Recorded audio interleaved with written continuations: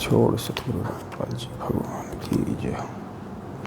पिता परमेश्वर जी की जय हो। सृष्टि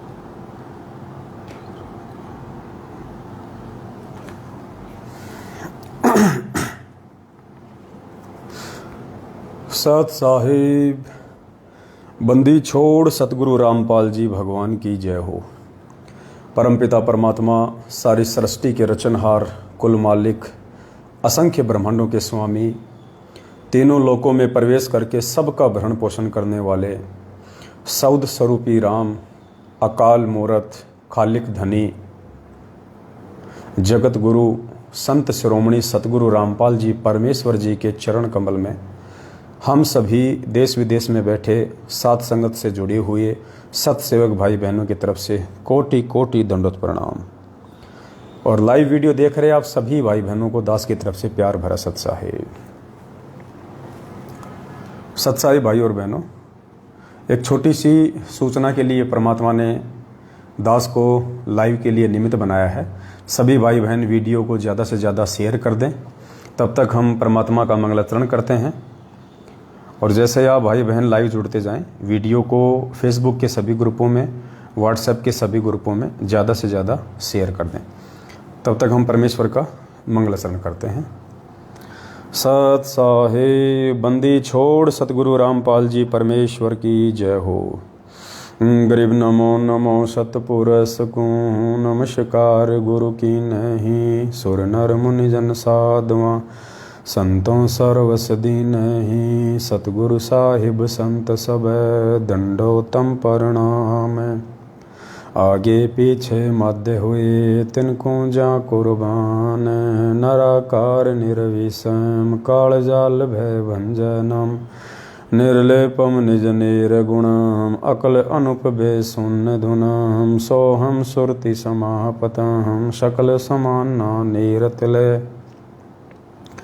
उजल हिरंबर हरदम बेपरवा ऐथा है, बार पार नहीं मध्य तम ग्रीव जो सुमरें सिद्ध होई, गणनायक गलताना करो अनुग्रह सोई, पारस पद परवाना आदि गणेश मनाऊं, गणनायक देवन देवा चरण कमल लो लाऊं, आदि अंत करूं सेवा परम शक्ति संगीत, हृदय सिद्धि दाता सोई, अविगत गुण है अतीत हम सत्य पुरुष निर्मोही, जगदम्बा जगदीशम मंगल रूप मुरारी, तन मन और पूसीसम भक्ति मुक्ति भंडारी, सुर नर मुनि जन ध्यावे ब्रह्मा विष्णु महेशा, शेष सहस मुख गावे, पूजे आदि गणेशा, इंद्र कुबेर सरीखा, वरुण धर्म राय ध्यावे,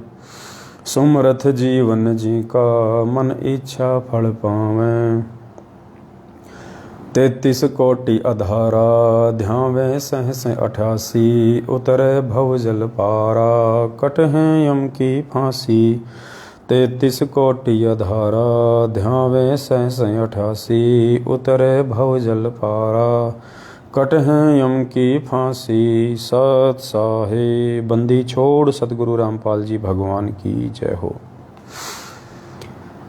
सत साहिब पुण्यात्माओं, दया परमपिता परमेश्वर की, जो परमेश्वर ने हम जैसे तुच्छ जीवों को सात संगतियों के लिए निमित्त बना के और भगत समाज के अंदर अपने वास्तविक तत्व ज्ञान का सार पहुंचाने के लिए निमित्त बनाया। इन साध संगतियों के लिए और इस कलयुग की बिचली पीढ़ी में जिस समय काल भगवान का भयंकर जाल है, भयंकर प्रकोप है, ऐसे समय में उस परमेश्वर के द्वारा हम सभी सत्सेवक भाई बहनों को सद्बुद्धि दे के अपने ऊपर अपने आशीर्वाद रूपी छत्र छाया में सात संगतियों से जोड़ दिया है मालिक ने। तो हम उस आदि अनादि परमपिता परमेश्वर, उस सनातन परमेश्वर, आदि गणेश परमेश्वर सतगुरु रामपाल जी भगवान का कोटि कोटि दंडवत धन्यवाद करते हैं। ये ऋण हम परमेश्वर का कभी चूकता नहीं कर पाएंगे, जो मेहर परमात्मा ने इस पिछली पीढ़ी में साध संगति की आप और हम सभी आत्माओं के ऊपर बख्शी है। तो जितने भी भाई बहन एक बार जुड़ चुके हैं, दास एक बार पुनः सभी से करबद्ध विनती करेगा, आप वीडियो को एक बार फेसबुक के सभी ग्रुपों में, फेसबुक की आईडी पर, व्हाट्सएप के सभी ग्रुपों में, जहाँ जहाँ भी आप जुड़े हुए हैं सोशल मीडिया प्लेटफॉर्म पे, आप एक बार वीडियो को शेयर कर दें। उसके बाद एक दो कुछ बातें हैं जो आप सभी भाई बहनों के साथ में प्रेम पूर्वक दास ने शेयर करनी थी, ताकि किसी भी भगत भाई बहन को कोई शंका ना रहे, मन में कोई मनमुटाव ना रहे, और जो भी स्थिति है सभी के सामने क्लियर रहे।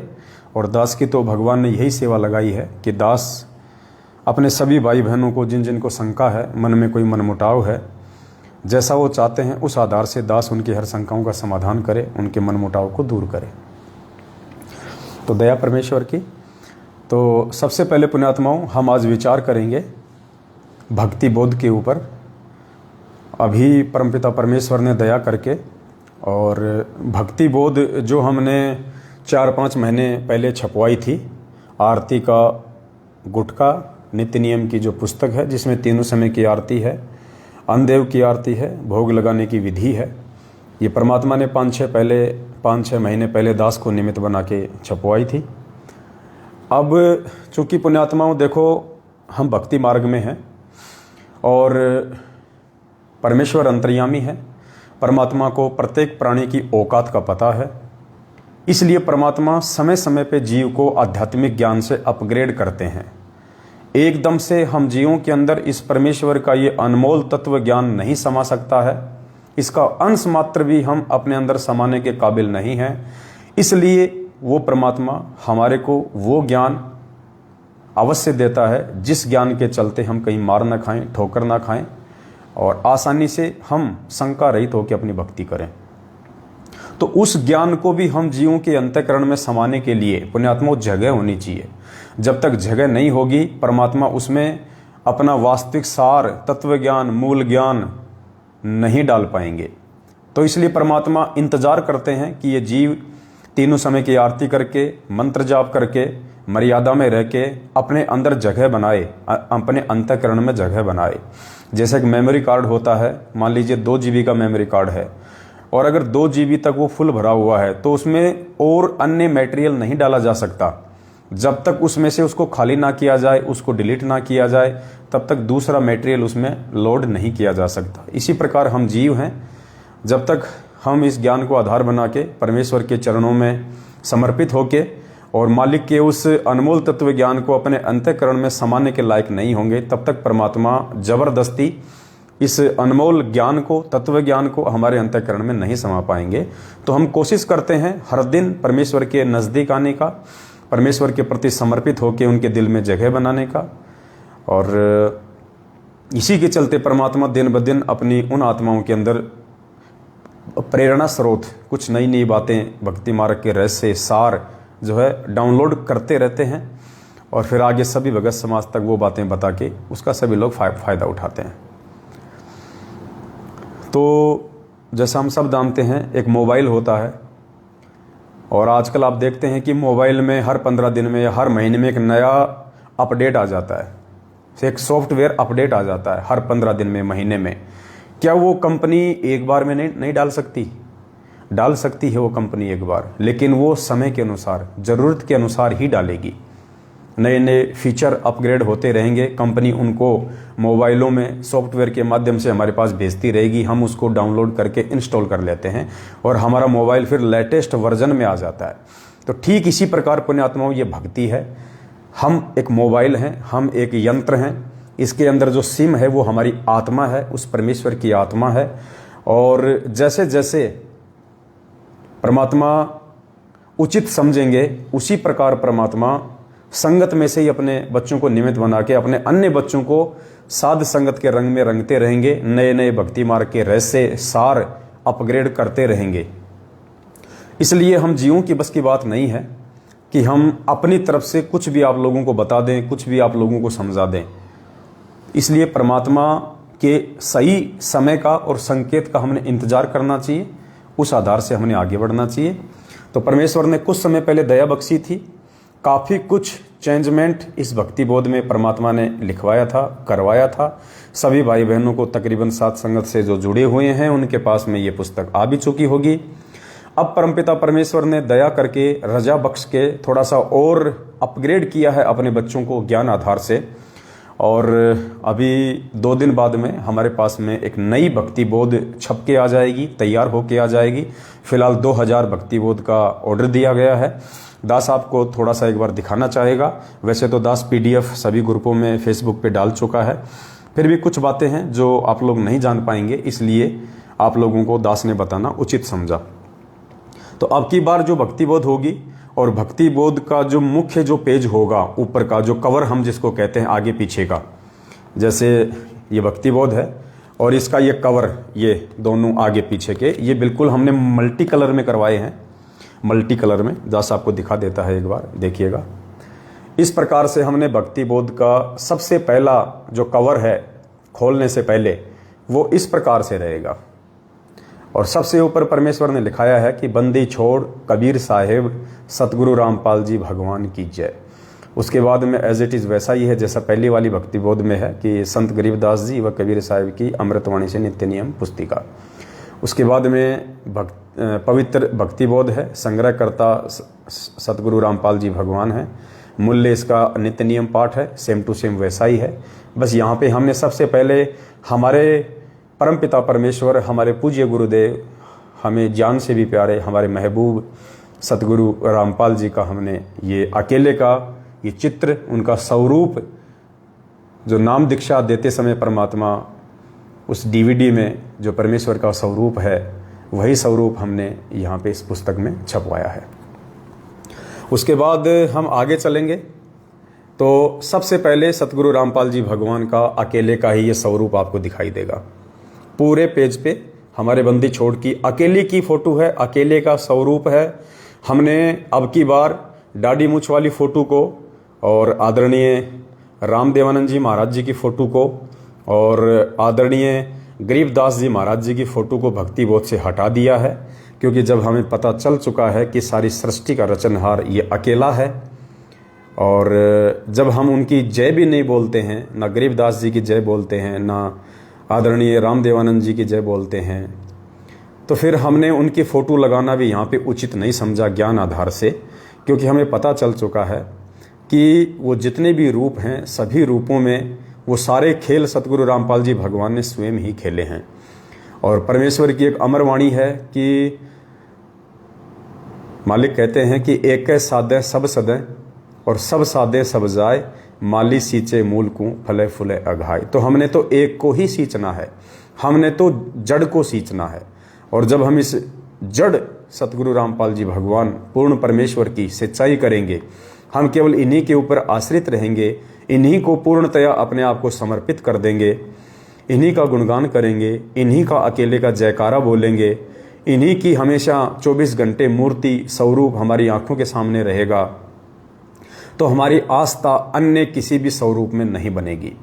और जब यही परमेश्वर पृथ्वी लोक पे है, यही स्वरूप इनका जब हम त्रिकुटी पे जाएंगे तो हमें वहाँ मिलेगा, और यही स्वरूप इनका सतलोक में है, तो फिर हमें अन्य किसी रूप की ना तो आवश्यकता है, ना हमने उसकी फ़ोटो लगानी है। तो केवल इस नई वाली भक्ति बोध में पूज्य गुरुदेव सतगुरु रामपाल जी भगवान का ही एकमात्र स्वरूप हमने लिया है परमेश्वर की सत प्रेरणा से, क्योंकि गुरु को भगवान माने बिना और अकेले अपने गुरु के ऊपर पूर्णतया आश्रित हुए बिना पुण्यात्माओं हमारी भक्ति शुरू भी नहीं हो सकती, मोक्ष तो बहुत दूर की बात है। तो परमेश्वर ने अपने बच्चों के ज्ञान योग को अपग्रेड किया, परमात्मा ने सत प्रेरणा की, और अब की बार इस भक्ति बोध से हमने उन तीनों फोटो को हटा दिया है जिनका हमारे जीवन में कोई महत्व नहीं है, यानी आदरणीय गरीबदास जी और 650 साल पहले परमात्मा जिस स्वरूप में आया था उससे मिलती जुलती दाढ़ी मूछ वाली फ़ोटो को, और आदरणीय रामदेवानंद जी जो कि हमारे दादा गुरुदेव की भूमिका में थे, तीनों फोटो को हमने हटा दिया है वहाँ से। और नीचे हमने वही परमपिता परमेश्वर का नाम लिखा है, बंदी छोड़ कबीर साहिब सतगुरु रामपाल जी भगवान की जय। और नीचे जो आप ये पीले अक्षर देख रहे हैं, यहाँ लिखा है सतगुरु प्रकट दिवस 8 सितंबर, ताकि सभी भाई बहनों को ध्यान रहे, याद रहे। और गुरुदेव का फोटो बिल्कुल हमने रंगीन लिया है, जैसा था वैसा का वैसा लिया है, हमने इसको ब्लैक एंड वाइट नहीं रखा है। और उसके बाद में जैसे ही हम नीचे आएंगे और यदि हम पहले वाली भक्ति बोध को देखें तो पहले वाली भक्ति बोध में लिखा हुआ था, बंदी छोड़ कबीर साहिब जी का संक्षिप्त जीवन परिचय। तो पुण्यात्माओं, अब हमें समझ में आ गया कि हमारे बंदी छोड़ कौन है, असली कबीर साहिब कौन है। तो जाहिर सी बात है, अब हमने सतगुरु रामपाल जी भगवान का ही संक्षिप्त जीवन परिचय लिखना है। हालांकि वो भी लिखा हुआ है, हमने उसको हटाया नहीं है, लेकिन 650 साल पहले परमात्मा जिस नाम से आए थे, बंदी छोड़ कबीर साहिब के नाम से, और आज परमात्मा जिस नाम से आए हैं, सतगुरु रामपाल जी भगवान के नाम से, तो उस कबीर साहिब के संक्षिप्त जीवन परिचय से पहले हमने 4 पेज का अपने बंदी छोड़ का संक्षिप्त जीवन परिचय इस पुस्तक में समावेश किया है सबसे पहले। तो दास आपको संक्षिप्त जो जीवन परिचय है उसकी एक झलक आपको थोड़ा सा पढ़ के बताएगा। सभी भाई बहन थोड़ा ध्यान दीजिए, कोई गलती हो तो दास परमेश्वर को क्षमा करें। पूर्ण परमेश्वर सतगुरु रामपाल जी भगवान का संक्षिप्त जीवन परिचय। 7 समुद्र की मसी करूं, लेखनी करूं बनराय, धरती का कागज करूं, गुरु गुण लिखा न जाए। हे अखिल ब्रह्मांडों के रचयिता, आप जी का संक्षिप्त जीवन परिचय लिखने व बताने में 21 ब्रह्मांड में कोई भी प्राणी सक्षम नहीं है। आप वह समर्थ पिता हैं जिनके आधे बाल के बराबर भी ये सारी सृष्टि नहीं है। अतः संक्षिप्त जीवन परिचय शब्द के प्रयोग के लिए हम क्षमा प्रार्थी हैं, परंतु भाई बहनों को आपकी अंश मात्र जानकारी के लिए इस शब्द का प्रयोग करना मजबूरीवश लेना पड़ रहा है। परमेश्वर आप जी की अमरवाणी कहती है कि चारों युग में हम पुकारे, कूक कहा हम हेल रे, हीरे मोती माणक बरसे, ये जग चुकता ढेल रे। अर्थात काल जाल से अपनी आत्माओं को चेताने वह घर की जानकारी देने के लिए वह कबीर देव सत्य पुरुष परमात्मा सतलोक से चलकर चारों युगों में स्वयं ही आते हैं। सतयुग में सतसुकृत ऋषि नाम से, त्रेता युग में मुनिंद्र ऋषि नाम से, द्वापर युग में करुणामय ऋषि नाम से, कलयुग की प्रथम पीढ़ी में कबीर देव नाम से, उसके लगभग 250 वर्ष बाद गरीबदास जी महाराज जी के नाम से, और अब बिचली पीढ़ी में 8 सितंबर 1951 को गांव धनाना, जिला सोनीपत, हरियाणा में अपने विधान अनुसार अतिथि रूप में धरती पर संत रामपाल दास नाम से प्रकट हो चुके हैं। अपने नाम के आगे दास शब्द वह परमात्मा सिर्फ हम आत्माओं को दास की परिभाषा समझाने के लिए ही लगाते हैं। साहिब से सतगुरु भय, सतगुरु से भय संत, धर धर वेख विशाल अंग, खेले आदि और अंत। इस अमरवाणी के अनुसार सत्य पुरुष ने 8 सितंबर 1951 के दिन प्रकट होकर 17 फरवरी 1988 तक एक साधारण से किसान परिवार में हमारी चरम दृष्टि को धोखा देते हुए 2 अच्छी आत्माओं माता इंद्रो देवी व भगत नंदराम जी को अपने मुंह बोले माता पिता के रूप में इस नश्वर संसार में लीला करने हेतु स्वयं के आने अर्थात प्रकट होने के लिए निमित्त बनाया।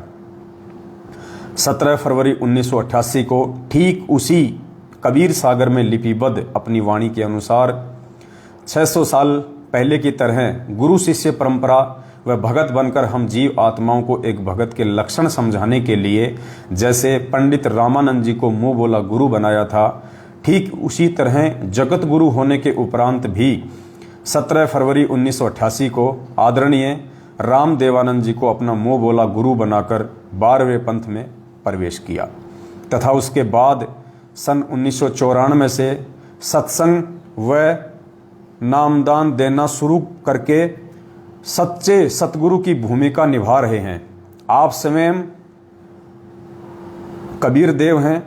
मर्यादा में रहकर भक्ति करने वाली अनेक आत्माओं को आपने जीवन दान व आध्यात्मिक सुख देने के साथ साथ शास्त्र अनुसार भक्ति देकर मोक्ष का मार्ग भी दिखाया। सन 1994 से आज तक आप जी ने परमार्थ के लिए निस्वार्थ भाव से जो संघर्ष करके दिखाया है, यह आपकी दयालुता, साधुता व समर्थता का प्रमाण है। वेदों में लिखित अपनी महिमा व गुणों को सत्य साबित करने के लिए कि वह परमात्मा कमल के विकसित फूल पर शिशु रूप में प्रकट होकर कुंवारे गाय के दूध से अपनी परवरिश करवाता है, वह परमात्मा मुर्दे को जीवन देकर 100 वर्ष की उम्र प्रदान कर सकता है, निर्धन को धन देकर सुखी कर सकता है, कोढ़ी व रोगी को स्वस्थ करके नया जीवन दे सकता है, बांझ को पुत्र व अंधे को आंख दे सकता है, आदि आदि वेदों में वर्णित महिमा को यथार्थ रूप देने के लिए चारों युगों में मात्र एक एक जीवन किसी तालाब में विकसित कमल के फूल पर शिशु रूप में प्रकट होने की लीला करते हैं। अन्यथा आप जी परमेश्वर सतगुरु रामपाल जी भगवान को किसी तालाब, कमल के फूल या शिशु रूप में प्रकट होने की कोई आवश्यकता नहीं होती है। आप जी जब चाहे, जहाँ चाहे, जिस रूप व अवस्था उम्र में चाहे प्रकट होना चाहे तो हो सकते हैं।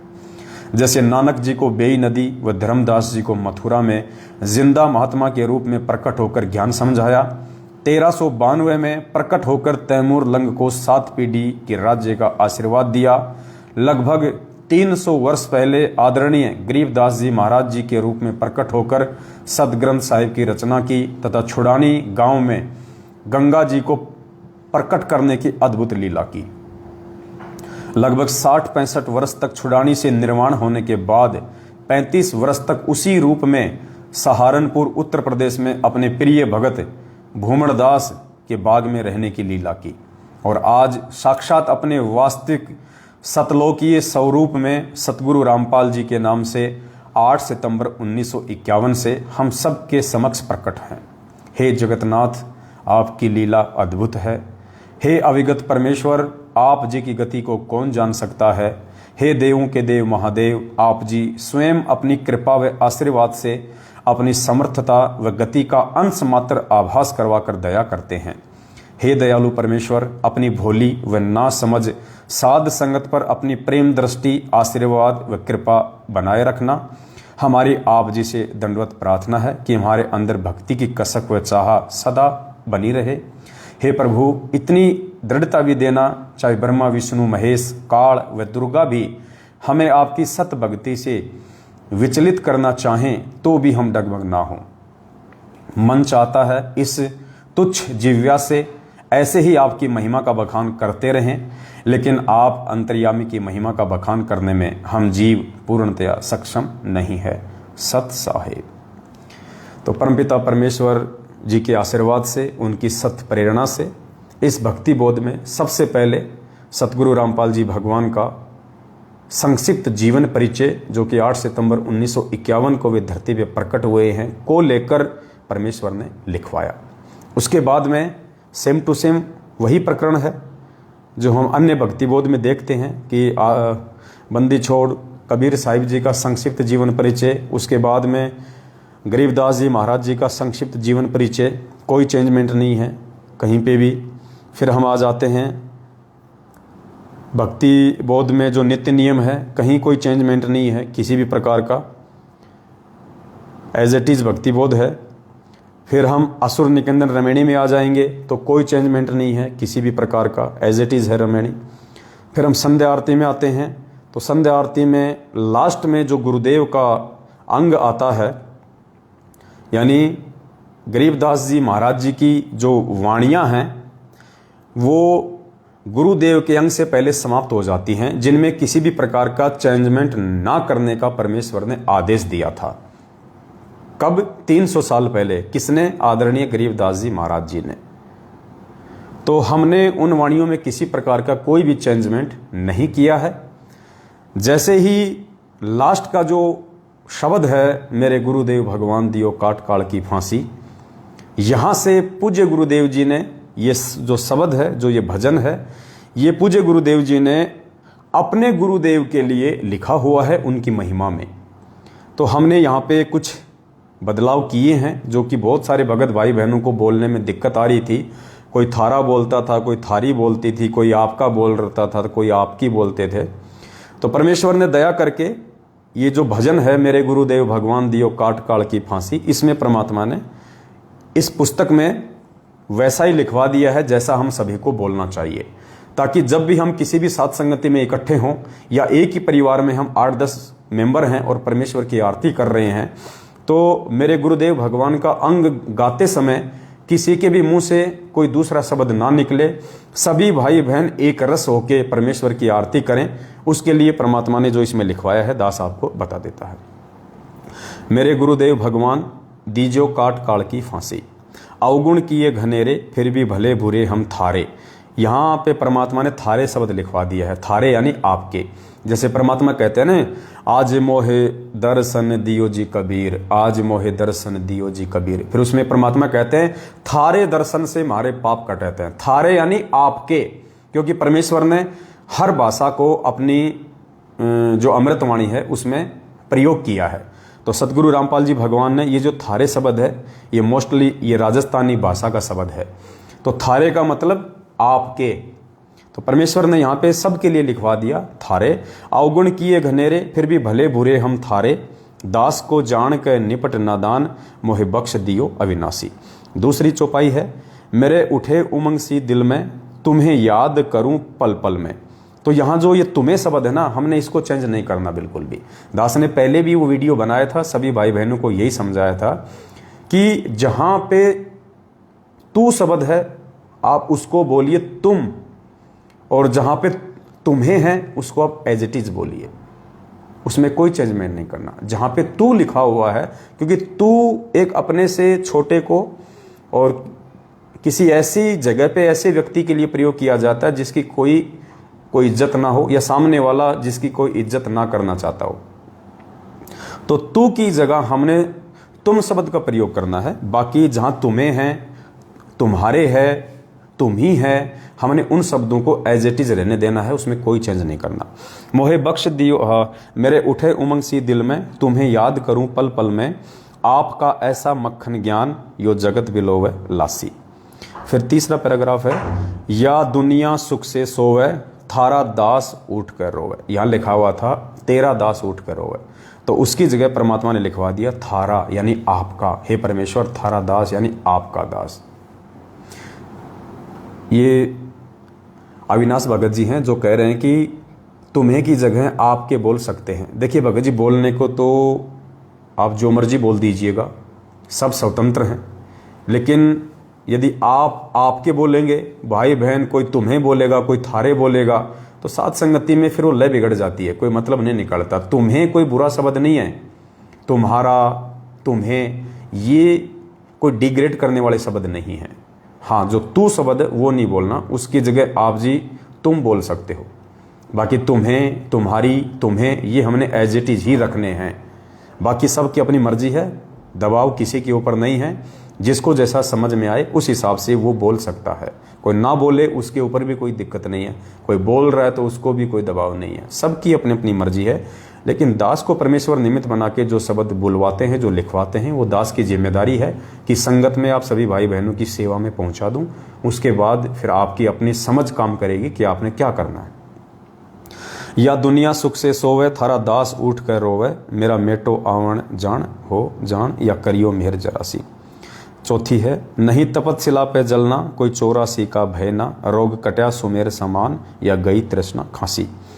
उसके बाद में जो आती है एक लाइन आती है इसमें कि तुम्हें कहाँ ढूंढ कर ले आऊं, मैं तड़प तड़प रह जाऊं।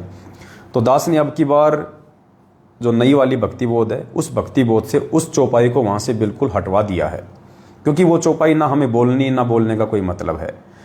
क्योंकि पूज्य गुरुदेव जी ने जो चौपाई लिखी है कि तुम्हें कहाँ ढूंढ कर ले आऊं, मैं तड़प तड़प रह जाऊं, आप गए अमर अस्तान, दई छोड़ तड़पती दासी। तो गुरुदेव ने ये चौपाई अपने गुरुदेव के 26 जनवरी 1997 को शरीर छोड़ने के बाद लिखी है कि तुम्हें कहाँ ढूंढ कर ले आऊं, कि हे गुरुदेव मैं आपको कहाँ ढूंढ के लाऊं। आप शरीर छोड़ चुके हैं, आप सतलोक जा चुके हैं, आप अमर हो चुके हैं।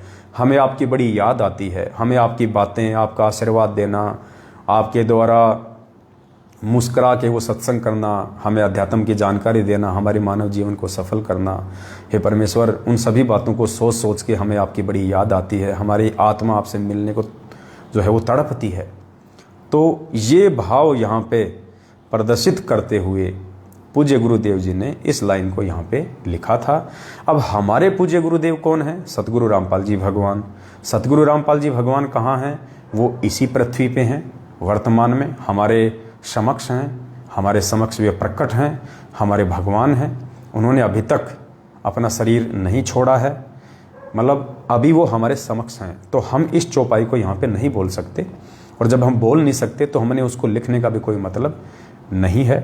तो यहाँ उस चौपाई को परमात्मा ने हटवा दिया है। लास्ट की जो चौपाई थी, जो सतलोक आश्रम बरवाला वाली पुस्तकों में लिखा हुआ है कि स्वामी राम देवानंद जी दाता आपकी घनी सतावें बाता, तेरा रामपाल अज्ञान कियो सतलोक का वासी। तो हम तो अपने पूज्य गुरुदेव जी को अज्ञानी कह नहीं सकते यहाँ पे, क्योंकि वे तो महाज्ञानी हैं। तो अब की बार हमने क्या किया, बहुत सारे भाई बहनों को वो लाइन बोलने में बड़ी दिक्कत आती थी। कोई बंदी छोड़ रामपाल जी बोल रहा है, कोई सतगुरु रामपाल जी बोल रहा है, कोई गुरु रामपाल जी आपकी घनी सतावे बातां, कोई गही अमोलक बातां, कोई थारा दास अज्ञान, आपका दास अज्ञान। तरह तरह की जो लैंग्वेज थी सात संगतियों में, संध्या आरती के लास्ट में भाई बहन बोलते हैं, तो फिर सभी लोग विचलित हो जाते हैं। तो अब की बार परमपिता परमेश्वर ने मेहर बख्शी है, और यहाँ परमात्मा ने सभी भाई बहनों के लिए एक ही लाइन यहाँ पे लिखवा दी है, मोटे मोटे अक्षरों में। क्या लिखवाया है? परमेश्वर सतगुरु रामपाल जी दाता आपकी घनी अमोलक बातां। और यहाँ पे परमात्मा ने थारा, थारी और फिर आगे डैश डैश लगवा दिए हैं। यानी अगर कोई बहन है तो वो बोल देगी कि थारी सुमन दासी अज्ञान, भाई है तो बोल देगा थारा पवन दास अज्ञान, और आगे फिर थारा और आगे वो हो गया फिर कीजियो सतलोक का वासी। तो यहाँ पे सभी भाई बहन अगर कोई दास है तो वो अपना नाम यूज कर लेगा कि थारा पवन दास अज्ञान, अगर कोई बहन है तो अपना नाम यूज कर लेगी थारी सुमन दासी अज्ञान। मतलब ये ऑप्शन छोड़ दिया और नीचे सेम वही लिख दिया कीजियो सतलोक का वासी।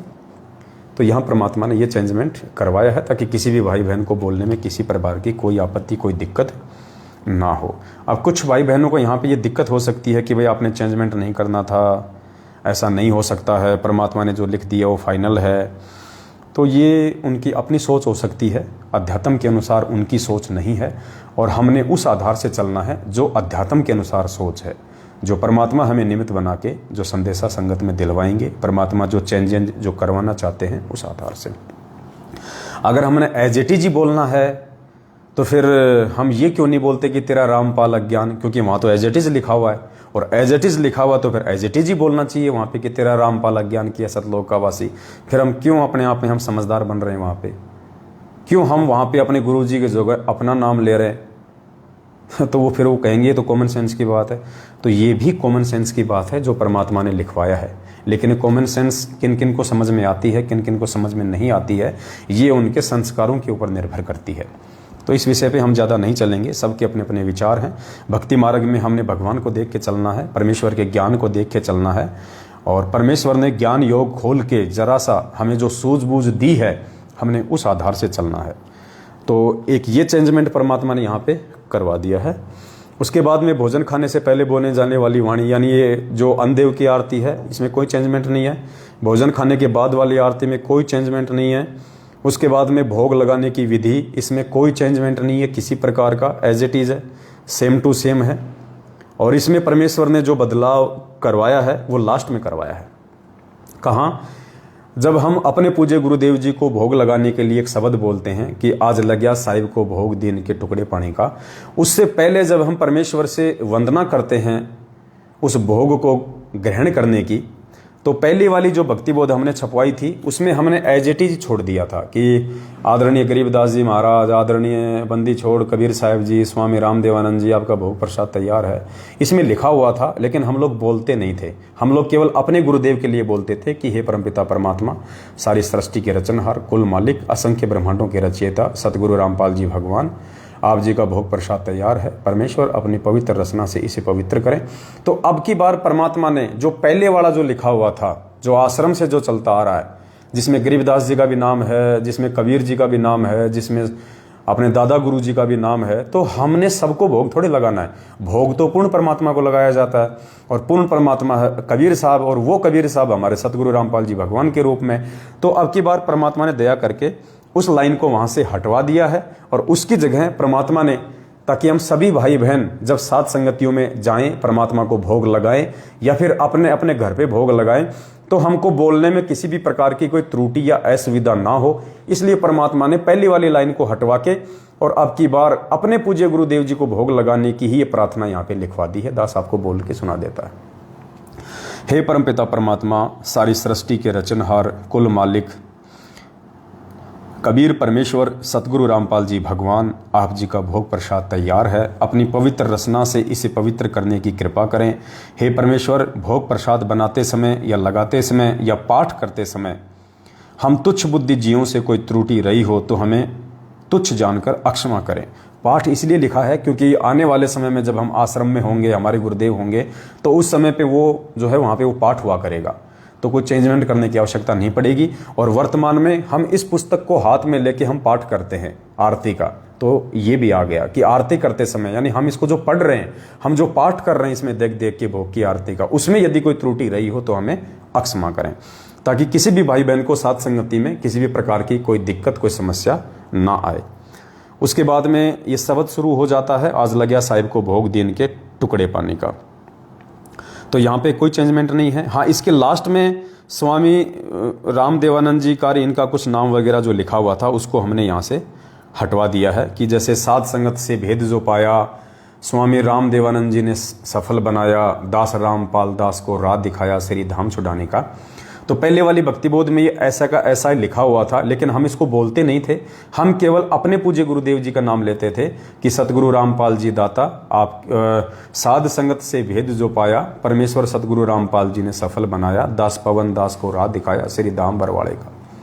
तो अब की बार हमने उस लाइन को वहाँ से हटवा दिया है जो पहले वाली भक्तिबोध में लिखा हुआ था, जिसमें अपने गुरुदेव अपने गुरुदेव के लिए कह रहे हैं कि साध संगत से भेद जो पाया, स्वामी राम देवानंद जी ने सफल बनाया।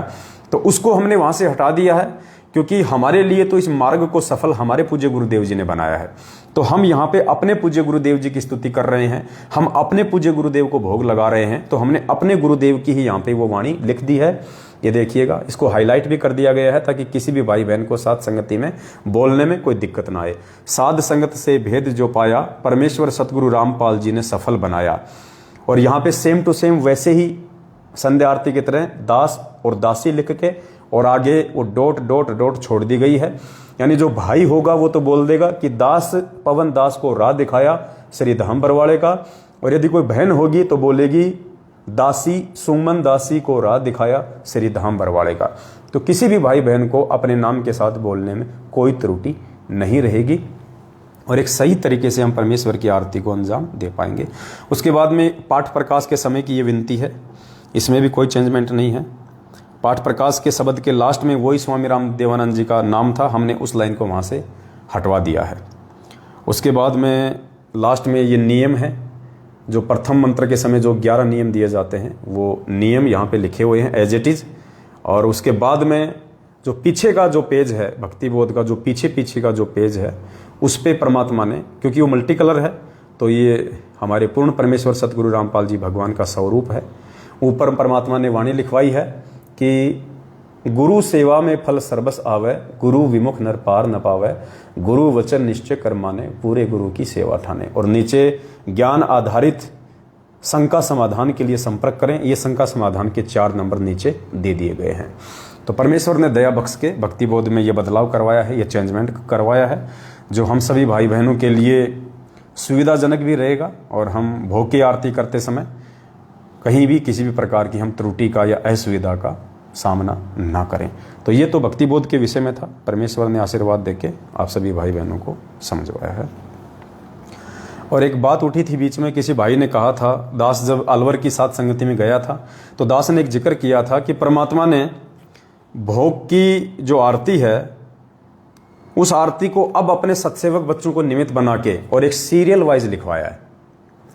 जैसे गुरुजी की 42 मिनट की वीडियो में जो भोग आरती है उसी आरती के अनुसार परमात्मा ने इस पुस्तक में लिखवाया है। वरना आज से पहले जो भक्ति बोध थी, जो सतलोक आश्रम बरवाड़ा में या पूज्य गुरुदेव जी ने जो छपवाई थी, उन सभी भक्ति बोध में एज इट इज नहीं है। यानी वीडियो में गुरुजी जिस प्रकार से आरती कर रहे हैं उस प्रकार से इन किसी भी भक्ति बोध में नहीं लिखा हुआ था। कहीं पे नित्य नियम है, कहीं पे संध्या आरती है, फिर हमको ढूंढना पड़ता था कि गुरुजी क्या बोल रहे हैं, इस पुस्तक में लिखा हुआ नहीं है। तो ठीक का समय आने पे ही परमात्मा उसको सीरियल वाइज लिखवाएगा। ये परमेश्वर की सोची समझी एक प्रक्रिया थी। जानबूझ के सतगुरु रामपाल जी भगवान ने भोग लगाने की विधि को, भोग लगाने की आरती को सीरियल वाइज नहीं लिखवाया, जबकि परमात्मा बोलते सीरियल वाइज है। लेकिन जैसा 42 मिनट के वीडियो में परमात्मा बोलते हैं वैसा उन्होंने भक्ति बोध में लिखवाया नहीं। बीच बीच का प्रकरण कहीं आगे दे दिया, कहीं पीछे दे दिया, इस प्रकार से लिखवाया था। तो दास ने कहा था कि पुण्यात्मा, इसके पीछे एक रीजन होता है कि ठीक का समय आए बिना परमात्मा, तो 6 महीने पहले तो परमात्मा ने इस भक्ति बोध में भी सेम टू सेम वैसा ही लिखवा दिया था जैसा कि पूज्य गुरुदेव जी 42, तो हमने वैसा ही लिखवा दिया था। यानी उन सभी चीज़ों को हमने इकट्ठा किया जो कहीं कहीं लिखी हुई थी, ताकि किसी भी भाई बहन को भोग की आरती करते समय कोई दिक्कत ना हो। तो बहुत सारे भाई बहन कह रहे थे कि ऐसा नहीं है, गुरुजी ने पहले ऐसा नहीं लिखा कभी भी, आपने ही इसको किया है। तो पुण्यात्माओं, बात ऐसी नहीं है। ये दास परमात्मा की विधान के 1% भी खिलाफ नहीं जा सकता है। आप लोगों की समझ नहीं है, आप लोग नहीं जान पा रहे, तो ये आप लोगों की अपनी कमजोरी है, दूसरों को दोष देना उचित नहीं है। ये एक भक्ति बोध है, इसकी भी दास आपको प्रक्रिया बताएगा कि कैसे परमात्मा ने दास के पास में भक्ति बोध पहुंचाई है, क्योंकि मालिक को पता था कि इस बात को लेके भी विरोध उठेगा मेरे बच्चे के ऊपर। तो परमात्मा अंतर्यामी है, पहले ही परमात्मा दास को सारे सबूत दे देते हैं। आप यकीन मानना पुण्यात्माओं, ये पुस्तक मेरे हाथ में लगभग 2 या 3 महीने पहले की है, जिस समय हम लुधियाना की साथ संगति में गए थे। और आते वक्त हम हरियाणा के झज्जर में, हमारी एक बहन है वहाँ पे, नाम भूल गया बहन का, झज्जर वाली बहन का क्या नाम है भगत जी? हाँ, सजना बहन। सजना बहन के घर पे जब हम रुके थे तो सजना बहन ने छोटी सी साथ संगति रखी थी, हर संडे को वो रखती है झज्जर में साथ संगति। तो वहाँ पे गुड़गांव से एक बहन आई थी जो बहुत पहले, यानी जिस समय परमात्मा गांव-गांव जाके सत्संग करते थे और जिस समय परमात्मा ने करोथा में आश्रम बना लिया था, उस समय से वो गुरुजी से जुड़ी हुई थी। तो वो बहन साथ संगति में आई वहाँ पे, और वो अपने साथ में ये भक्ति बोध लेके आई। कब की? जिस समय गुरुजी ने करोथा आश्रम में इस भक्ति बोध को छापा था। देखिए कितनी मोटी है, कितना इसका वो है। यानी ये सबसे पहली और सबसे पुरानी हमारे पूज्य गुरुदेव जी के द्वारा छपवाई गई ये भक्ति बोध है। तो बहन इस भक्ति बोध को लेके आई, मैंने नहीं मंगवाई, मुझे नहीं पता था। और बहन आके रोने लगी और कहने लगी कि भाई मुझे गुरुजी ने आदेश दिया है। वो बहन जो बहुत समय पहले से पूज्य गुरुदेव जी से जुड़ी हुई है, ये भक्ति बोध लेके आई, संभाल के रखी हुई थी, फटी हुई है पूरी।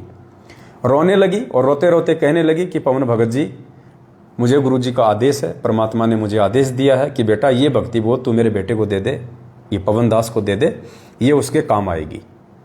तो दास ने भी उस समय गौर नहीं किया, दास ने अपने बैग में रख लिया कि भाई मालिक का आदेश है तो कोई दिक्कत नहीं, दास इसको जेब में रख लेता है।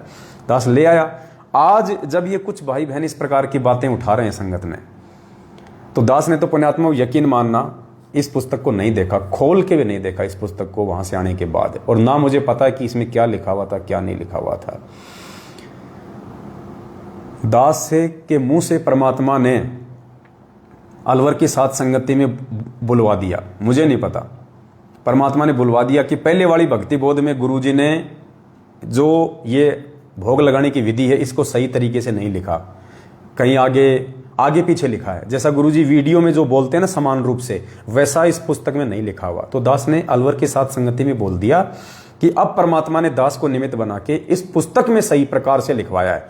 पहले परमात्मा ने भोग लगाने की विधि अर्थात भोग की आरती सही तरीके से नहीं लिखवाई थी, उसका कोई रीजन था।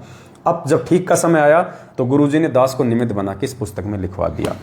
आज सुबह सुबह ही 1-2 भाई का फ़ोन आया और उन्होंने कहा कि भगत जी ऐसी ऐसी बात है, और तो मैंने कहा भाई देखो परमात्मा ने जो बुलवा दिया, मेरे बस की बात नहीं है भाई, मैं तो यंत्र हूँ, परमात्मा जो करवाएगा सो करवाएगा, वो सही है या गलत है ये परमात्मा जाने, दास को नहीं पता। फिर ऐसे ही दास के दिमाग में तुरंत इस भक्ति बोध की याद आ गई और दास तुरंत गया, बैग में से भक्ति बोध निकाली और दास ने इसमें चेक करना शुरू किया भोग लगाने की विधि परमात्मा ने कहाँ लिखी है। तो परमेश्वर ने पेज नंबर 87 पे 87 पेज नंबर पे परमात्मा ने ये देखिए संध्या आरती के बाद ये भोग लगाने की विधि लिखी हुई है। भोग लगाने की विधि यानी यहाँ से परमात्मा ने इस पुस्तक में लिखा भोग लगाने की विधि। और पुण्यात्माओं, परमात्मा ने कहाँ से लिखा है? जैसे परमात्मा कहाँ से बोलते हैं, मोह को कहाँ ढूंढे रे बंदे मैं तो तेरे पास में। और हमने इस पुस्तक में भी वहीं से शुरू किया है कि मोह को, जैसे पहले हम सबसे पहले मंगलाचरण करते हैं, फिर हम लोग केशव बंजारा वाला अंग गाते हैं, आया है बंजारा केशव आया है। उसके बाद फिर हम शुरू करते हैं भोग लगाने की विधि कि मोह को कहाँ ढूंढे रे बंदे मैं तो तेरे पास में। और गुरुजी भी वीडियो में यही बोलते हैं। लेकिन सन 2000 में छपी इस अनमोल भक्ति बोध में देखिए परमात्मा ने भोग लगाने की विधि लिखी है। और कहाँ से स्टार्ट किया है? द्रौपद सुता को दीने लेरम जाके अनंत बढ़ाए चीरम। और उसके बाद क्या लिखा है? पहली आरती हर दरबारे तेज पुंज जहां प्राण उधारे। मतलब परमात्मा ने समान रूप से नहीं लिखा। क्यों नहीं लिखा? इसका रीजन था पुण्यात्माओं, क्योंकि ठीक के समय से पहले यदि कोई भी जीव इस भोग की आरती को शुरू कर देता तो ये उल्टा हो जाता। गुरुजी को कोई भी परमात्मा नहीं मान पाता, क्योंकि साध संगति के बिना हम गुरु की पहचान नहीं कर सकते, गुरु को भगवान नहीं मान सकते। उससे पहले हम सभी लोग दाढ़ी मूंछ वाली फोटो को भगवान मान रहे थे। तो गुरु जी को पता था कि यदि मैंने इस भक्ति बोध में सही प्रकार से भोग की आरती मैंने सही लिख दी, सीरियल वाइज सही तरीके से मैंने लिख दी, तो ये जो काल है ये काम बिगाड़ने का प्रयास करेगा। और ये क्या करेगा? भक्तों के अंदर प्रेरणा कर देगा कि भगवान तो हमें जानकारी हो ही गई कि दाढ़ी मूंछ वाला भगवान है। कबीर जी जो 650 साल पहले आए थे वो परमात्मा है। तो क्यों ना अब हम उस कबीर को अपने घर पे भोग लगाने लग जाएं। तो संगत आज से पहले ही इस पुस्तक को हाथ में लेके, भक्ति बोध को हाथ में लेके और अपने घर पे दाढ़ी मूंछ वाली फोटो को भगवान मान के आरती करना शुरू कर देती भोग की, जिससे भगत समाज को कोई लाभ नहीं मिलना था। तो परमात्मा ने ठीक के समय का इंतजार किया। तब तक परमात्मा ने इस पुस्तकों में सही प्रकार से नहीं लिखा, उल्टा सीधा लिख दिया मालिक ने, ताकि कोई समझ ना पावे। समझ नहीं पाएगा तो आरती नहीं कर पाएगा कि यार गुरुजी तो क्या बोल रहे हैं वीडियो में, इसमें क्या लिखा हुआ है। पुण्यात्माओं, अब जब ठीक का समय आया तो सबसे पहले तो पूज्य गुरुदेव जी ने सत्सेवकों को निमित्त बना के साध संगति शुरू करवाई। और साध संगतियों के माध्यम से परमात्मा ने पहले भगत समाज में संदेशे दिलवाई पिछले 5 साल से कि गुरुजी भगवान है, गुरुजी भगवान है। कबीर जी दाढ़ी मूंछ वाली फोटो भगवान नहीं है, वो काल्पनिक फोटो है। सतगुरु रामपाल जी भगवान ही पूर्ण परमेश्वर हैं। पहले तो परमात्मा ने 3 साल से संगत में ढिंढोरा पिटवाया। 2019 से परमात्मा ने अपना प्रकट दिवस मनाना शुरू किया।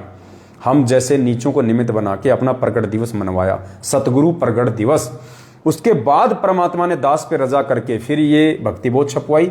और फिर इस भक्ति बोध में परमात्मा ने, जो इस भक्ति बोध में गुरुदेव ने जानबूझ के उल्टा सीधा आरती लिखी हुई है ठीक के समय के इंतजार के लिए, अब परमात्मा ने दास को निमित्त बना के फिर इस भक्ति बोध में उस भोग की आरती को वैसा ही लिखवाया जैसा पूज्य गुरुदेव जी भोग की आरती आश्रम में करते हैं और जैसा पूज्य गुरुदेव जी 42 मिनट की आरती में भोग लगाते हैं।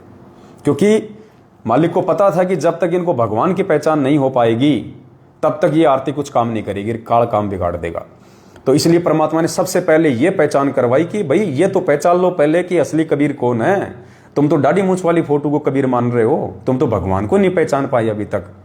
तुम दोनों को पूज रहे हो, ऊपर गोविंद की फोटो, नीचे अपने गुरु जी की फोटो। तुम तो गुरु गोविंद को दोनों को अलग अलग मान रहे हो। और मालिक कह रहे हैं गुरु गोविंद दो नहीं भाई, दो समझेगा वो दो जग में जाई। तो पुण्यात्मा परमात्मा ने अपने इस 2 कोड़ी के इस तुच्छ जीव के माध्यम से ही ये चेंजमेंट करवाने थे। आगे भी परमात्मा इसी प्रकार से दास पे दया बख्श के चेंजमेंट करवाते रहेंगे। आप लोगों को स्वीकार्य होने चाहिए। ज्ञान आधार से बेमतलब की बात ना दास करता है, ना दास को पसंद है।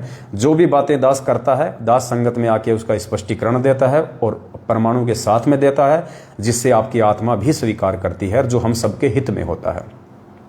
तो अब हमें भगवान की पहचान हुई है साध संगति से जुड़ के, और अब भगवान की पहचान हो गई तो भगवान ने सद्बुद्धि दे दी और इस भक्ति बोध में भोग की आरती सीधी सीधी लिखवा दी, ताकि अब मेरे बच्चे निर्बाध रूप से अपने गुरु को भगवान मान के उनको हलवे राम का भोग लगाएं और सीधे सीधे भोग की आरती करें।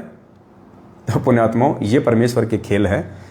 परमात्मा जिस आत्मा को निमित्त बनाता है उसी को माध्यम बना के इस प्रकार के सारे खेल खेलेगा, सारे चेंजमेंट करवाएगा। जो आत्मा इस परमेश्वर के मिशन में दास का सहयोग देंगी, अपने आप को भगत बना के, परमात्मा का दास बना के, पुण्यात्माओं वो लंबे समय तक भक्ति मार्ग में चलेंगी। और जो भाई बहन दास से ईर्ष्या करेगा, दास से मनमुटाव रखेगा, दास की सही बातों को भी अपने मनमुखी विचारों से गलत साबित करने का प्रयास करेगा, पुण्यात्माओं आगामी समय में वो लंबी रेस का घोड़ा नहीं बन पाएगा, वो राग द्वेष में आ जाएगा। और परमात्मा कहते हैं राज त्यागना सहज है, सहज नारी का ने मान बढ़ाई ईर्ष्या, दुर्लभ तजना ये, उसके गले की घंटी बन जाएगी फिर वो चीजें। तो दास की विनती है, दास किसी भी भाई बहन को परमात्मा के मार्ग से पथ भ्रष्ट करने वाला नहीं है। 7 साल से परमात्मा ने जो संघर्ष करवाया है, आप लोगों के सामने हजारों की संख्या में जो ज्ञान आधारित वीडियो बनवाए हैं, उससे मूर्ख, पागल से पागल व्यक्ति भी समझ सकता है कि ये व्यक्ति परमात्मा के कितना नजदीक है, परमात्मा का इसके ऊपर कितना आशीर्वाद है, जिसके सहारे चलते चलते आज हम गुरुजी को पहचान पाए हैं। बताओ, उसी आदमी से तुम मनमुटाव कर रहे हो, उसी आदमी से तुम ईर्ष्या रख रहे हो, जिस आदमी को निमित्त बना के भगवान ने साध संगति शुरू करवाई, आप लोगों को परमात्मा ने अपनी पहचान करवाई, नित्य रोज परमात्मा भक्ति मार्ग के नए नए खुलासे करवा रहे हैं, जिससे आप ही का विश्वास बढ़ रहा है अपने गुरुदेव में, आपकी भक्ति में आस्था और लगन बढ़ रही है।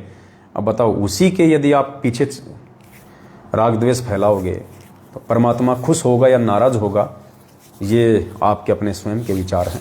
दास को किसी से कोई दिक्कत नहीं है, किसी से कोई प्रॉब्लम नहीं है, जो जैसा करेगा समय आने पे अपना परिणाम भोगेगा। दास अपने भगवान को निमित्त मान के चलता है कि परमात्मा ने दास को निमित्त बनाया है, और निमित्त खाली दास मुंह जुबान से नहीं बोल रहा है, निमित्त दास खाली उवाबाई में नहीं बोल रहा, नींद में नहीं बोल रहा दास।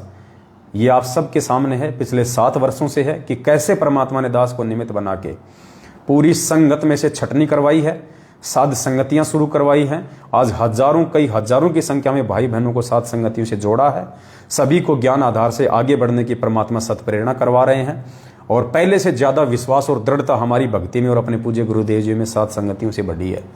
तो आगे दास किसी को भ्रमित करने वाला नहीं है। पुण्यात्माओं, इस भ्रम में ना रहना। अगर ऐसे ही भ्रमित करते रहे तो फिर कोई नहीं आएगा, फिर आगे फिर परमात्मा इंतजार ही करते रहेंगे क्या कि पहले तो मैनेजमेंट था, फिर पवन दास आया, फिर अब कोई और दास आएगा, तो परमात्मा तो ऐसे इंतजार करते रहेंगे, भक्ति क्या खाक चलेगी फिर आगे। तो ये फाइनल, ये फुल स्टॉप हो चुका है। परमात्मा ने दास को निमित्त बना के बहुत सारे खुलासे करवा दिए हैं। आगे परमेश्वर की मौज, परमेश्वर की मर्जी, दास इस कुत्ते को निमित्त बना के रखे या अपने किसी और आत्मा को निमित्त बनाए, लेकिन विचार आप सभी आत्माओं ने करना है। जब तक दास मर्यादा में है, अपने गुरु को भगवान मानेगा, तब तक परमात्मा दास के ऊपर सेवा बख्शेगा। और उसके बाद पुण्यात्माओं, चूंकि अब हमारा गुजरात का दौरा है 2-3 महीने के लिए, क्या पता परमात्मा रजा बख्शे साल भी लग जाए, क्योंकि हम क्या करेंगे, हम घर पे आके भगवान मिल गया, भगवान की पहचान हो गई, अब तो परमात्मा का नानक जी की तरह हमने ढिंढोरा पीटना है, भाई बहनों को जा जा के समझाना है, उनकी मर्यादाएं सुधरवानी है, सबके घर में सतगुरु रामपाल जी भगवान की पूजा करवानी है, उनको भोग लगाने की विधि समझानी है, दाढ़ी मूछ वाली फोटो को बाहर निकलवाना है, ज्ञान आधार से समझाना है। तो 3 महीने भी लग जाएं, 6 महीने भी लग जाएं, साल भी लग जाएं, 2 साल भी लग जाएं, जब तक गुरुजी ना आए क्या पता हम तब तक जयपुर का मुंह भी ना देखें। ये तो मालिक की मौज, मालिक की दया।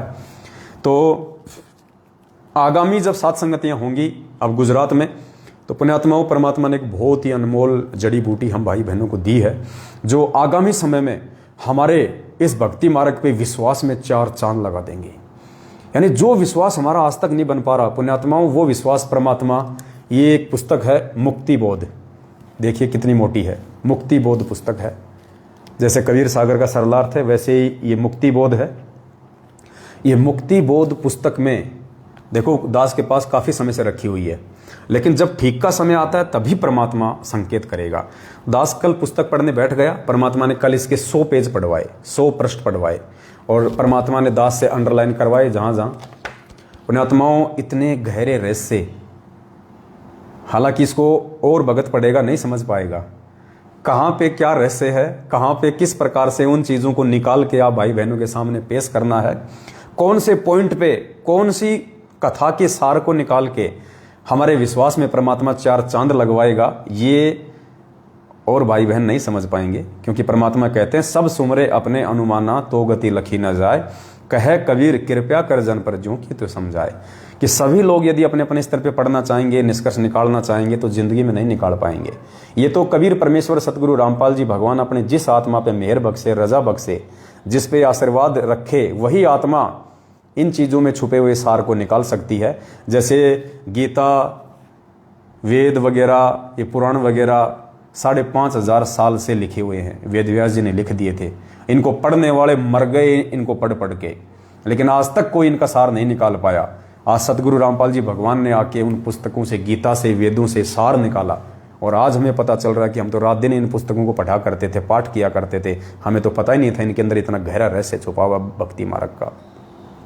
तो ऐसे पुण्यात्माओं, आम भगत समाज यदि इन पुस्तकों को पढ़ेगा तो उनको वो सार और रहस्य समझ में नहीं आएगा।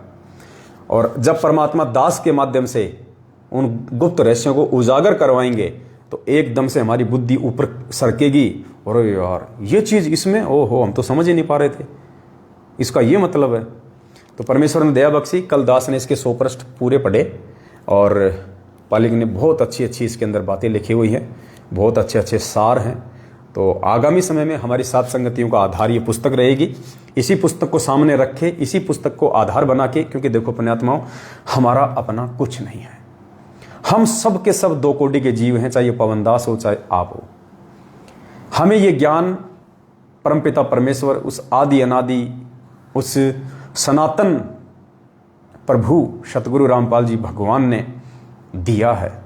परमेश्वर ने ही ये पुस्तकें लिखी हैं, परमेश्वर ने इन पुस्तकों का सार लिखा है, परमेश्वर ने सद्बुद्धि देके हमें ये पुस्तकें पढ़ने की प्रेरणा करते हैं, परमात्मा इनका रहस्य समझाते हैं।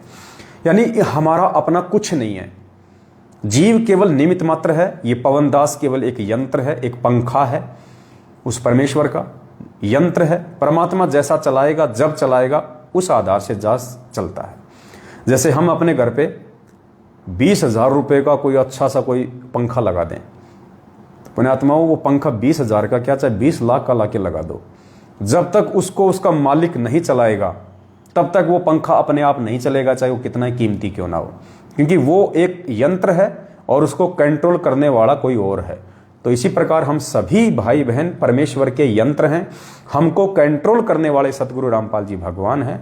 जैसे रेडियो है, अब रेडियो में तो समाचार भी आते हैं, रेडियो में फिल्मी गाने भी आते हैं, रेडियो में और भी कई प्रकार के प्रोग्राम आते हैं। क्या वो रेडियो अपने आप आपको प्रोग्राम सुना देगा? नहीं, जब तक उसका वॉल्यूम नहीं, जब तक उसको ऑन ऑफ नहीं किया जाए, उसका जो मीटर है उसको सेट ना किया जाए कि कौन से बैंड पे लगाना है, रेडियो मिर्ची पे लगाना है, रेड एफएम पे लगाना है, कौन से पे लगाना है, तभी वो प्रोग्राम देगा। वरना वो रेडियो चाहे 20 लाख रुपए का हो, वो एक यंत्र है, और यंत्र कभी भी अपनी स्वयं की सूझबूझ से नहीं चल सकता, उसको चलाने वाला कोई और होगा। तो इसी प्रकार हम सब यंत्र हैं।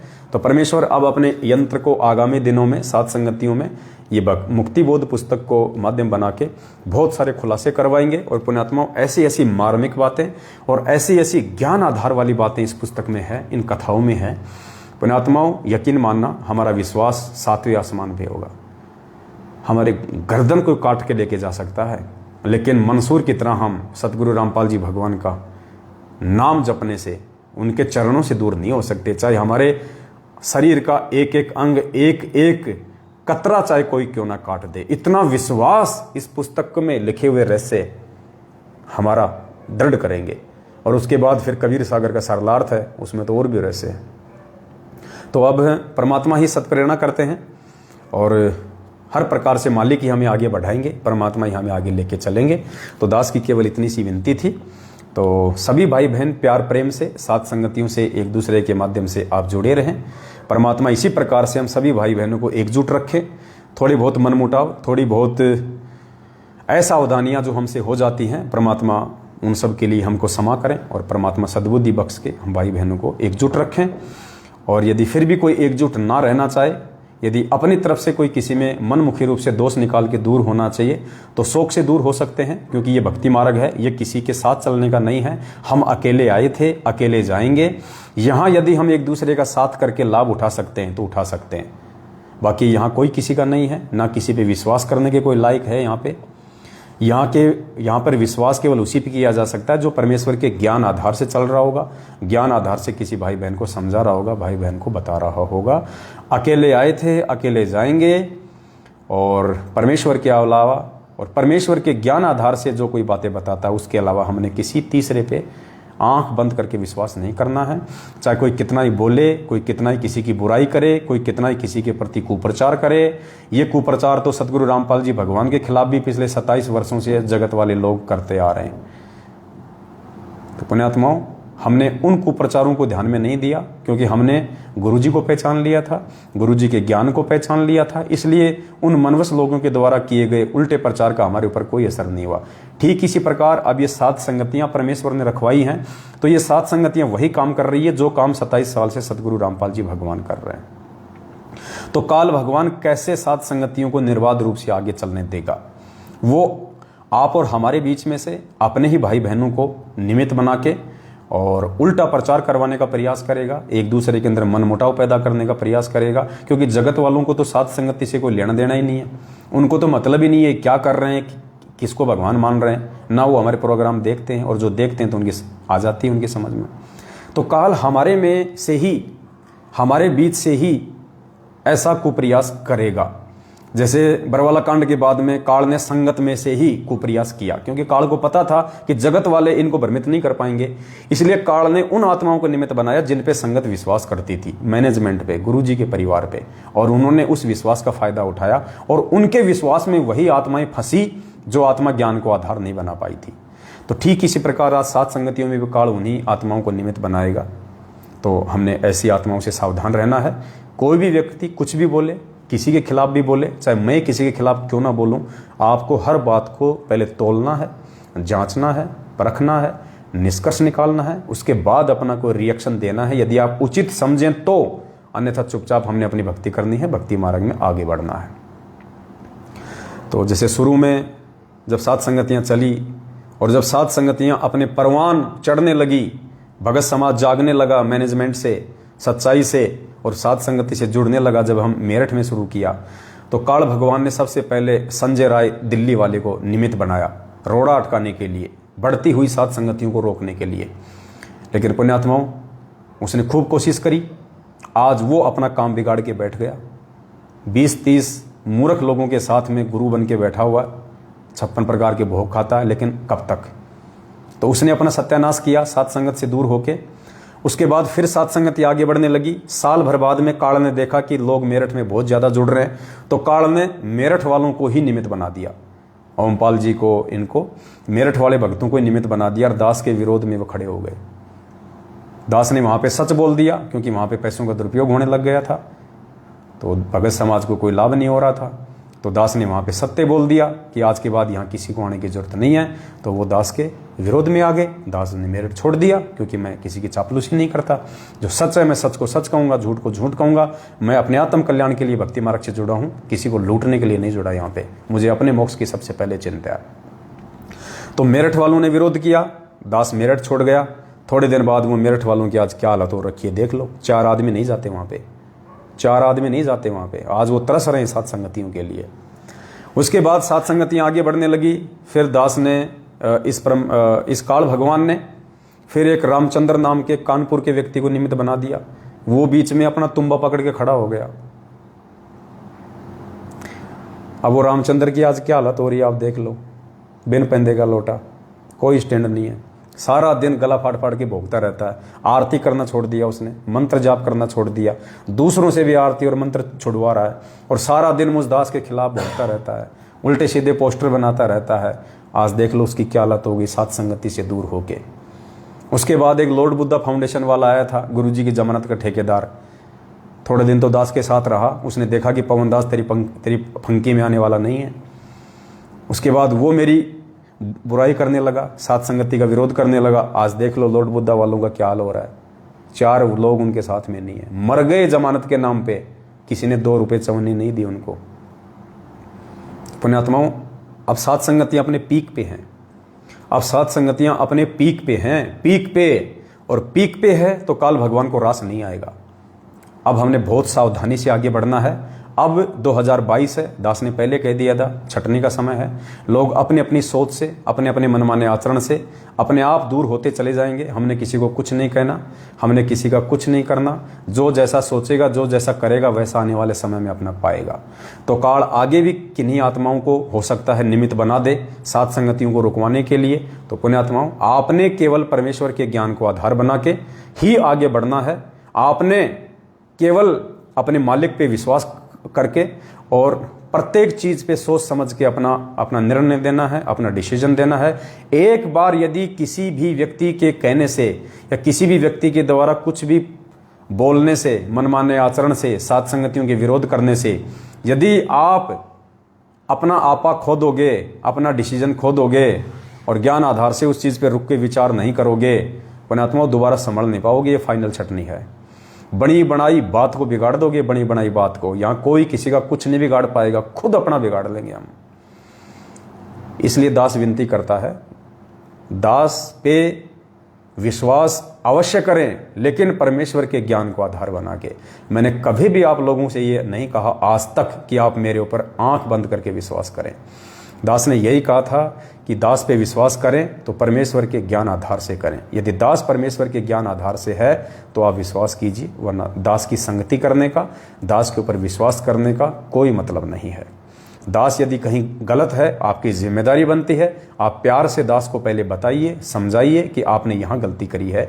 हो सकता है आपकी भी सोच गलत हो सकता है मेरे से भी कोई त्रुटि हो, या आपकी सोच गलत है। मैंने यदि उसका तर्क संगत कोई प्रमाण आपको दे दिया तो फिर आपको मानना चाहिए कि वास्तव में ये तो मेरी ही गलती थी।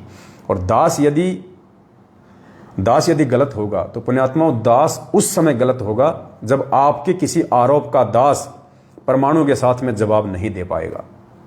उस समय दास को आप जी मान लेना कि ये काम पवन दास से मनमाने रूप से हुआ है। उससे पहले किसी भी व्यक्ति की बातों पे विश्वास करके अपने इस बड़े बनाए काम को, अपने इस कर्म और धर्म को नष्ट मत कर देना। सात संगतियों में आते रहोगे तो जीवित रहोगे, सात संगति से हट जाओगे काल सिर पे बैठ जाएगा। एक ना एक दिन विरोध करते करते करते करते तुम कब काल भगवान की हद में चले जाओगे तुम्हें कुछ पता नहीं चलेगा। तो दास की विनती है, ज्ञान को आधार बना के और बहुत ठंडे दिमाग से सोच समझ के। जज कभी भी जल्दबाजी में फैसला नहीं देता, चाहे 2 साल तक उसको तारीखें क्यों ना डालनी पड़े। जज जब तक दोनों तरफ की बातों से पूरी तरह संतुष्ट नहीं हो जाता है, वो डिसीजन 1 सेकंड भी नहीं देता, 1% भी डिसीजन नहीं देता कि इसको जेल में डाल दो या इसको फांसी लगा दो, चाहे उसको 2 साल क्यों ना लग जाएं। पूरी तरह से वो आश्वस्त होता है, दोनों तरफ के वकीलों से सारे सबूत एविडेंस देख के उसके बाद अपना वो निर्णय देता है। तो हमने तो इन फालतू की बातों पे कोई मतलब भी नहीं है। यहाँ तो दिन में 20 आदमी, पता नहीं कौन क्या बोलेगा। हमने अपने आत्मिक उत्थान की ओर आगे बढ़ना है। दास ने पहले आप लोगों को 2-3 वीडियो बना दिए हैं कि हमने राग द्वेष ईर्ष्या से बिल्कुल दूर होकर चलना है। जो जैसा करेगा अपना पाएगा। हमें भगवान समझ में आ गया, हमें भक्ति समझ में आ गई, हमें भक्ति पे सफल होने की विधि समझ में आ गई। अब हमें और क्या समझना है, हमने निरंतर आगे बढ़ना है। बाकी तो परमात्मा ने बोल ही रखा है कि जब पहाड़ पे यदि किसी को चढ़ना होगा, यदि किसी व्यक्ति को पहाड़ पे चढ़ना है, एवरेस्ट किसी को जीतनी है, तो पुण्यात्माओं वो नीचे बिच्छू और चूहों की परवाह नहीं करता। बिच्छू और चूहे उस पहाड़ के चढ़ने के मार्ग में बहुत आएंगे। कोई उसको हो सकता है काट भी ले, कोई वैसे उसको डराने का प्रयास करे। तो हमने बिच्छू और चूहों की परवाह नहीं करनी यदि हमने पहाड़ पे चढ़ाई करनी है। तो पहाड़ यानी यदि हमने मोक्ष प्राप्त करना है, अध्यात्म में आगे बढ़ना है निरंतर, तो हमने इन छोटी छोटी बातों को, जो अज्ञानता के चलते जो लोग राग द्वेष और ईर्ष्या काल प्रेरणा से हम भाई बहनों के अंदर, सात संगत वालों के अंदर, सात संगत वाले ही जो भरने का कुप्रयास जो करेंगे, ऐसे लोगों से हमने सावधान रहना है। हमने उनकी किसी भी क्रिया का कोई जवाब नहीं देना है, वो चाहे अच्छी क्रिया करे या उल्टी क्रिया करे, हमने उसकी किसी भी क्रिया की कोई प्रतिक्रिया नहीं देनी है। क्योंकि ज्ञान आधार से, उसके विचारों से, उसके शब्दों से हमने नाप लेना चाहिए, हमने जान लेना चाहिए कि ये व्यक्ति काल प्रेरित है या फिर ये व्यक्ति सतगुरु प्रेरित है। ये व्यक्ति मनमुखी रूप से बोल रहा है या इसके पास में इस बात के पीछे कोई आधार है, कोई प्रमाण है। इसलिए हमने ऐसे व्यक्तियों की बातों पे कोई ध्यान नहीं देना है।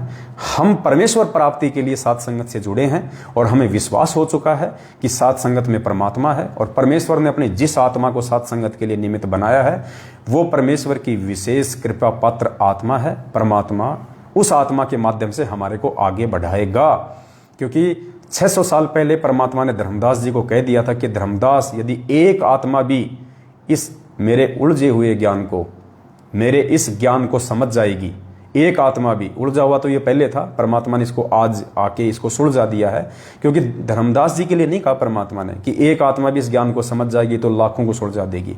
धर्मदास जी तो ज्ञान को समझ ही नहीं सकता था, क्योंकि परमात्मा ने तो मूल ज्ञान को छुपा के रखना था। परमात्मा आज के लिए कह रहे हैं, वर्तमान पिछली पीढ़ी के लिए, कि धर्मदास, यदि एक आत्मा भी मेरे इस ज्ञान को सही से समझ जाएगी तो लाखों को सुलझा देगी। पुण्यात्माओं, वो एक आत्मा, ये आपका छोटा सा नीच अदना सा सतगुरु रामपाल जी भगवान के चरणों का ये पालतू कुत्ता, 2 कोड़ी का जीव, ये पवनदास है, जिसके लिए 650 साल पहले कबीर साहब ने धर्मदास जी को संकेत किया था। आज इस एक आत्मा को 7 साल से खड़ा करके परमात्मा सात संगतियों से अपनी पहचान करवा रहे हैं, और लाखों आत्माओं को परमात्मा कालजाल से बाहर निकाल के सुलझा रहे हैं और निरंतर अध्यात्म की ओर हमें आगे बढ़ा रहे हैं। तो दास की इतनी सी विनती है पुण्यात्माओं, मेरा कुछ नहीं बिगड़ेगा, परमात्मा का भी कुछ नहीं बिगड़ेगा, हम अपना बिगाड़ लेंगे यदि मनमुखी रूप से यदि हम किसी की बातों में आके और किसी के प्रति व्यर्थ में राग द्वेष ईर्ष्या यदि हमने पाड़ी तो। बस इतना सा दास का विचार है। बाकी साथ संगतियों से जुड़े रहिए, परमात्मा हमारे साथ में है, बाल विवाह का नहीं होने देगा, निरंतर हमें अध्यात्म में आगे बढ़ाएंगे। ये कलयुग की पिछली पीढ़ी है, काल भी पूरा जोर लगाएगा, हर प्रकार से एडी से चोटी तक का काल जोर लगाएगा। इस समय अपने बीच में से भक्तों को खड़ा करके जोर लगाएगा, अपने आसपास के भक्तों को खड़ा करके जोर लगाएगा, तरह तरह की मन में उल्टी सीधी बातें करके शंका पैदा करने का कुप्रयास करेगा। अब ये शंका उन्हीं आत्माओं को होगी, काल की जाल में वही आत्मा फंसेंगी जो मंद बुद्धि होंगी, जिनको ज्ञान आधार नहीं होगा, जो सात संगतियों को अटेंड नहीं करते, ध्यान से विचार नहीं करते, उन्हीं आत्माओं को काल हड़पेगा। क्योंकि 2022 है, छटनी का समय है, छटनी तो होके रहेगी। परमात्मा को चाहिए केवल मक्खन क्रीम, परमात्मा को छाछ नहीं चाहिए, परमात्मा को गंदगी नहीं चाहिए, परमात्मा को चाहिए क्रीम, रतन, घी। उसके लिए तो पुण्यात्माओं छालना लगा हुआ है, आत्माएं छनती चली जाएंगी, मथनी लगी हुई है, परमात्मा मथ रहा है और ऊपर क्रीम आती जा रही है, जो गंदगी है वो नीचे निकलती जाएगी।